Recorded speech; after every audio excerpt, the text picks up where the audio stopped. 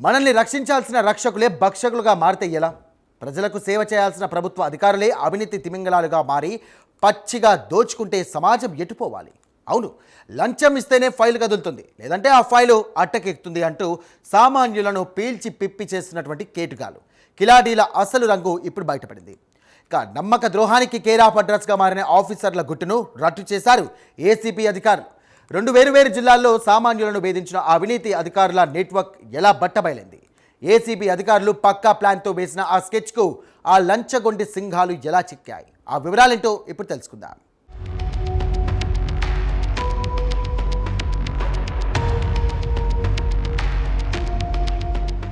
అవినీతికి అడ్డాగా మారిన మేడ్చల్ జిల్లా షామీర్పేట్ రెవెన్యూ కార్యాలయంలో మరో తాజా సంచలనం చోటు చేసుకుంది. ACB Rangareddy range DSP Anand Kumar నేతృత్వంలో జరిగిన మెరుపు దాడులు పెద్ద కలకలం రేపాయి. షామీర్పేట్ తహసీల్దార్ సుచరిత లంచం తీసుకుంటూ ఏసీబీ అధికారులకు రెడ్ హ్యాండెడ్గా పట్టుబడింది. అలియాబాద్ గ్రామంలో 30 ఎకరాల భూమికి నాలా కన్వర్షన్ అనుమతులు ఇవ్వడం కోసం ఆమె ఏకంగా 30 లక్షల రూపాయల భారీ మొత్తాన్ని డిమాండ్ చేసింది. ఒక్కో ఎకరానికి 1 లక్ష రూపాయలు ఇస్తేనే ఫైల్పై సంతకం పెడతారని, లేదంటే మీ పని ఎప్పటికీ జరగదని రైతులకు సుచరిత కుండబద్దలు కొట్టినట్టుగా చెప్పింది.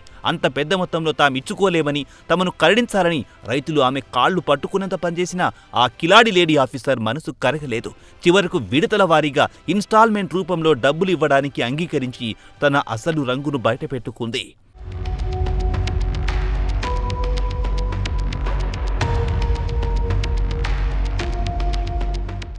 సుచరిత పెట్టిన టార్గెట్తో విసిగిపోయిన బాధితులు నేరుగా ఏసీబీ అధికారులను ఆశ్రయించి ఫిర్యాదు చేశారు. దీంతో రంగంలో దిగిన ఏసీబీ అధికారులు పక్కా వ్యూహం రచించారు. అధికారుల ఆదేశాల ప్రకారం రైతులు 2 లక్షల రూపాయల అడ్వాన్స్ నగదును తీసుకుని తహసీల్దార్ కార్యాలయానికి వెళ్లారు. అయితే నేరుగా డబ్బులు తీసుకోకుండా తన private driver Nagaraju alias Nagesh ద్వారా ఆ లంచం సొమ్మును స్వీకరిస్తుండగా ఏసీబీ అధికారులు దాడి చేసి రెడ్ హ్యాండెడ్గా పట్టుకున్నారు. షామీర్పేట్ ఆఫీస్ హిస్టరీ చూస్తే ఇది ముమ్మాటికి అవినీతి కేర్ ఆఫ్ అడ్రస్ అని తెలుస్తోంది. గతంలో 2024లో అప్పటి ఎంఆర్ఓ సత్యనారాయణ కూడా 10 లక్షల లంచం కేసులో దొరికాడు. ఆ తర్వాత ఇక్కడికి రావడానికి అధికారులు భయపడడంతో కొంతకాలం ఇన్ఛార్జీలు నడిపించారు. తాజాగా సుచరిత సైతం అదే బాటలో నడవడం స్థానికంగా తీవ్ర ఆగ్రహాన్ని కలిగిస్తోంది.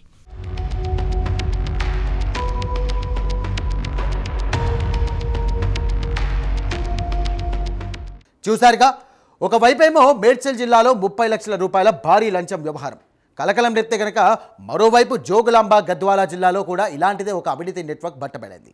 అక్కడ ఒక సామాన్యుడి భూమిని సర్వే చేయడానికి ఒక సర్వేయర్ చేసినటువంటి దందా, ఆ తర్వాత ఏసీబీ అధికారులు వేసిన పక్కా స్కెచ్కు ఆ అధికారి ఎలా బుక్ అయ్యాడో ఇప్పుడు తెలుసుకుందాం.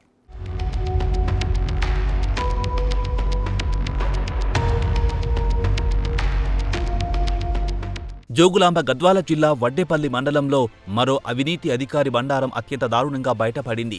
వడ్డేపల్లి మండలం సర్వేయర్గా పనిచేస్తున్న కమ్మరి బ్రహ్మయ్య ఒక బాధితుడి నుంచి పక్కా ప్లాన్ ప్రకారం లంచం తీసుకుంటూ ఏసీబీ అధికారులకు దొరికిపోయాడు. బాధితుడి తల్లిదండ్రులకు సంబంధించిన భూమిని సర్వే చేసి సరిహద్దు నిర్ణయించడానికి ఈ సర్వేయర్ 15,000 రూపాయలు లంచం డిమాండ్ చేశారు. ప్రభుత్వం జీతం వేలల్లో తీసుకుంటూ కూడా సామాన్యుడి సొమ్ము కోసం కక్కుర్తి పడ్డాడు. లంచం ఇస్తేనే సర్వే లొకేషన్కొస్తామని, లేదంటే ఫైల్ను పక్కన పడేస్తామని కండిషన్ పెట్టాడు. ఇందులో భాగంగా మే 6వ తేదీన 5,000 రూపాయలను అడ్వాన్స్గా తీసుకున్నాడు. మిగిలిన 10,000 రూపాయల నగదిస్తేనే పని పూర్తి చేస్తానని బాధితుడిని తీవ్రంగా వేధించడంతో తట్టుకోలేని బాధితుడు ఏసీబీ అధికారులను ఆశ్రయించి ఫిర్యాదు చేశాడు.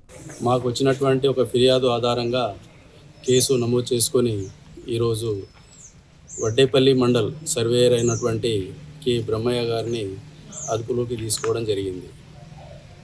ఒక ఫిర్యాదుదారు నుంచి ల్యాండ్ సర్వే చేయడానికి 4 ఎకరాల 14 గుంటల ల్యాండ్ సర్వే చేయడానికి 20,000 డిమాండ్ చేయడం జరిగింది.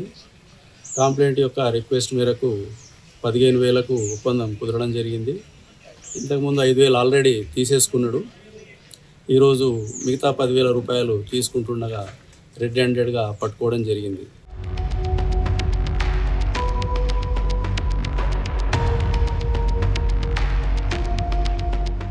బాధితుడి ఫిర్యాదుతో మహబూబ్ నగర్ రేంజ్ ఏసీబీ అధికారులు రంగంలోకి దిగి రహస్యంగా ట్రాప్ ప్లాన్ చేశారు. మిగిలిన 10,000 రూపాయల నగదును సర్వేయర్ బ్రహ్మయ్య తీసుకుంటుండగా అధికారులు మెరుపుదాడి చేసి అతనిని చుట్టుముట్టారు. రసాయనాల్లో ముంచిన నోట్లను స్వాధీనం చేసుకుని అతని చేతులకు కెమికల్ పరీక్ష నిర్వహించి లంచం సొమ్మును రికవరీ చేశారు. తన విధులను దుర్వినియోగం చేస్తూ లంచం కోసం పట్టుబడిన బ్రహ్మయ్యను అధికారులు వెంటనే అరెస్ట్ చేశారు. నింతుని నాంపల్లిలోని ఏసీబీ ప్రత్యేక కోర్టులో హాజరుపరిచి జ్యుడిషియల్ రిమాండ్కు తరలించారు.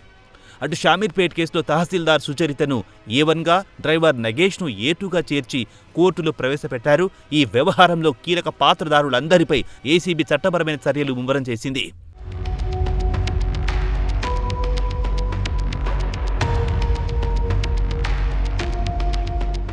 ప్రభుత్వ ఉద్యోగం అంటే ప్రజలకు సేవ చేయడం, అంతేకాని సామాన్యుల రక్తాన్ని పిండడం కాదు. అక్రమ సంపాదనకు అలవాటు పడి లంచాల కోసం కక్కుర్తిపడి అక్రమార్కులకు ఈ ఘటనలు ఒక బలమైన హెచ్చరిక.